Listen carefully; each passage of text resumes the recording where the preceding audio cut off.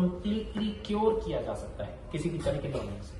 क्या आपको लगता है, कितने लोगों को लगता है कि यस कोई तो ऐसी दवाई है, चाहे हमारे पास नहीं हो, आयुर्वेद में हो, होम्योपैथी में हो, जिससे कि हम इसको खत्म कर सकते हैं जड़ से? लगता है आप में से किसी को? तो देखिए, भ्रम है। अगर आपको कोई बोल रहा है तो ये चीज सही नहीं है। होता क्या है? होता ये है कि किसी किसी की बीमारी बहुत कम होती है, थोड़ी प्रॉब्लम्स होती है, तो अगर हम दवाइयां दें तो बीमारी इतनी ज्यादा दब जाती है कि वो उठ के बाहर ही नहीं आती, और ये चीज 8 साल, 10 साल, 15 साल, 20 साल तक चल सकती है।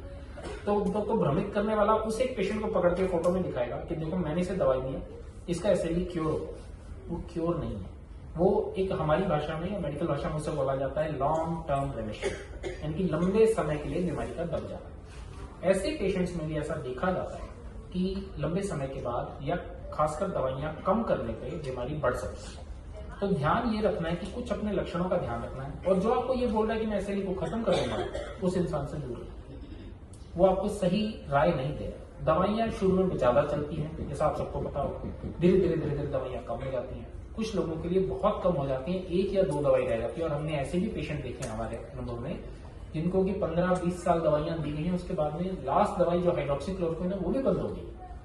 तो ऐसा नहीं कि ऐसा होता नहीं है, लेकिन ये चीजें मुट्ठी भर लोगों में, ये चीजें एक्सेप्शनल हैं, एग्जाम्पल्स नहीं है। तो इसलिए इस चीज के पीछे भागने से फायदा नहीं होगा, बल्कि आप अपना नुकसान करेंगे। ये ध्यान रखना। तो इसलिए कोई ऐसी पैथी नहीं है जिसमें कि हम इसको क्योर कर सकें।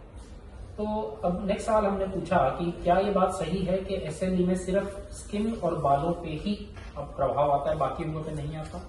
कितने लोगों को लगता है ये बात सही है? नहीं गलत।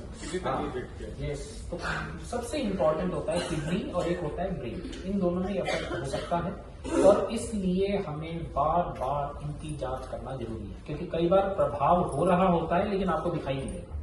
जब तक आप यूरिन की जांच नहीं करेंगे आपको पता ही नहीं लगेगा कि मेरी किडनी में बीमारी है, और ये एकदम से जब विकराल रूप ले लेती है तब सामने आता है, फिर आप सोचते हैं कि अच्छा क्या हुआ पता नहीं।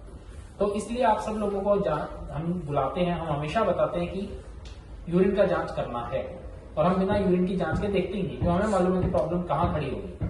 ब्लड का जांच जरूरी है, लेकिन सबसे ज्यादा जरूरी अगर एक जांच एसएलई में किसी को करना है तो वो है यूरिन का जांच। यूरिन का जांच किए बिना नहीं है कभी। अगर आप नहीं कर सकते, पीरियड्स का प्रॉब्लम है, आगे पीछे अपॉइंटमेंट लेती है, आगे पीछे आ रही है, लेकिन यूरिन का जांच किए बिना कभी भी नहीं आता। हमेशा हर 3-4 महीने पे एक बार यूरिन का जांच पक्के से होना ही है। अगर आप नहीं आ पा रहे हैं, जैसे कोविड का समय था, घर के पास करवाइए, जांचों की लिस्ट आपके पास में रहती है, किसी को भी बोल के करवाइए, लेकिन यूरिन का जांच हर 3-4 महीने में एक बार करना है। 24 घंटे का जांच उसे करना है जिसे किडनी में प्रॉब्लम है, नहीं तो बाकी 2 सिंपल स्पॉट यूरिन की जांचें होती है, वो हर किसी को करना है। ठीक है, तो इसलिए इसका प्रभाव बाकी अंगों पे भी हो सकता है, जैसा कि हमने यहाँ दिखाया है। आप में से बहुत लोग होंगे जिन्हें की अलग अलग अंगों पे प्रभाव होंगे, किसी को स्किन पे, बालों पे, मुंह में छाले रहते हैं, या कोई साथ में किसी को थायराइड का प्रॉब्लम है, किडनी का प्रॉब्लम है, ब्रेन में दिक्कत है, हड्डियों पे प्रभाव होता है। तो ऐसी बहुत सारे इश्यूज होते हैं। सिर से लेकर पैर तक कोई अंग अछूता नहीं है ग्लूकोज में। बात यह है कि हर एक को सब कुछ नहीं होता, किसी को 5 अंग ये होते हैं, किसी को 5 अंग दूसरे। तो इन बातों का ध्यान रखना है, थोड़ा लक्षणों को समझना है, प्रॉब्लम हो तो डॉक्टर से मिलिए, तभी आप अपना अच्छे से इलाज करा पाएंगे। नेक्स्ट सवाल हमने पूछा।